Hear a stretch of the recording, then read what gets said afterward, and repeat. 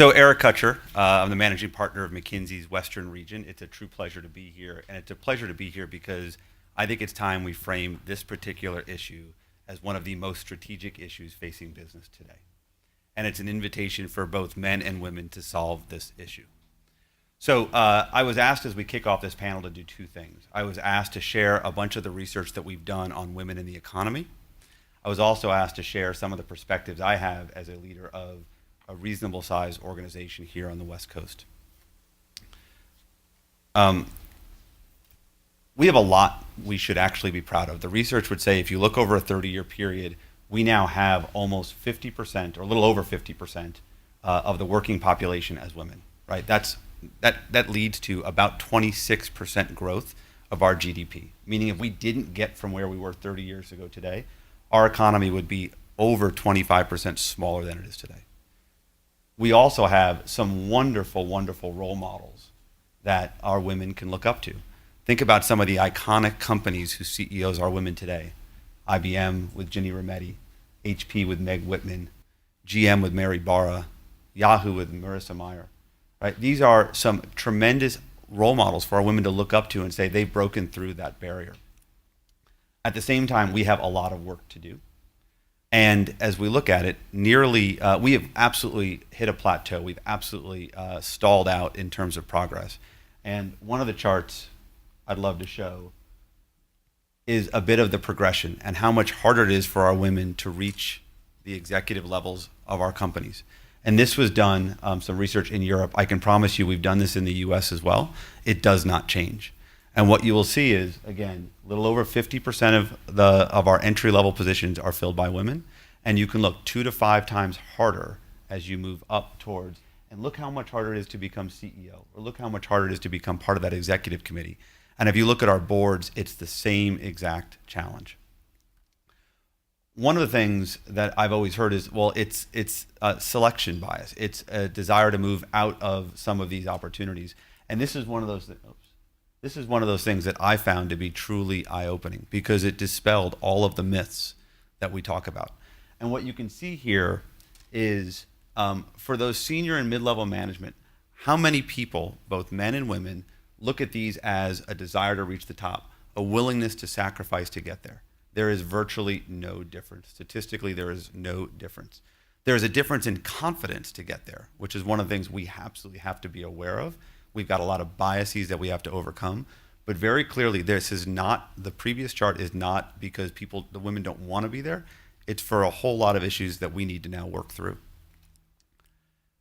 Through the course of the research, we've spent a lot of time understanding what executives that have been successful do. And in this context, I'm not going to read you. This is some of the findings or some of the synthesis from having now met with quite a number of CEOs that we would have said have pushed the envelope. And I thought I'd make it a little bit personal in terms of what this has meant for me as a leader to try to make this change inside of McKinsey. And I think the first thing when you read this chart, there is no silver bullet, right? There is no single answer that's going to make a difference. This is going to take a lot of things. And so inside the firm, inside the West Coast, inside the offices, and we have soon to be 5 here in the Western region, and some 500 consultants, right? So it's a reasonable size organization. The first thing I did is this past January, I stood up in front of all of my partners and I declared this as one of our top 3 issues, right? This issue, which has not been talked about amongst the partnership broadly, because we've always viewed this as we've had women's initiatives, but it's been a women's initiative. We've now made this a priority for all of us, for all of the partners to get through this. The second is I made it a point to meet with every woman on the West Coast over a 60-day period. Some over dinner, some over breakfast, some one-on-one, but it became an absolute priority for me to demonstrate that the leader to them cares deeply about them as individuals, right, and collectively as the progress. The third, and I think this is an important one, we decided because there was no silver bullet, we had to solve this at a segment of one, right? There was no answer that uniformly made a difference. We had to look at each and every one of our women and say, how do we make this work for them? How do we make them successful individually? The next is I sat in front of my partners and I said, we have burned the bridges. Over 40% of our incoming class are women, right? It has been for the last 2 years. If we don't change that waterfall that I showed you, we won't have a firm, we won't have a partnership in 10 years, right? And it's not that we don't do okay, but we're nowhere near where we should be. And I think that's an important element of what we need to go do. I made a bunch of leadership changes. So I put 3 women in our 5 most important positions. Right out of the 5, 3 are now women. I think that was very telling. It gave our more junior women a lot of confidence that we took this very seriously. We do something every year we call Values Day, where we get together and we talk about our values. For folks outside the firm, they can't fathom that you would take the entire firm everywhere globally, get them together in small groups and talk about our values.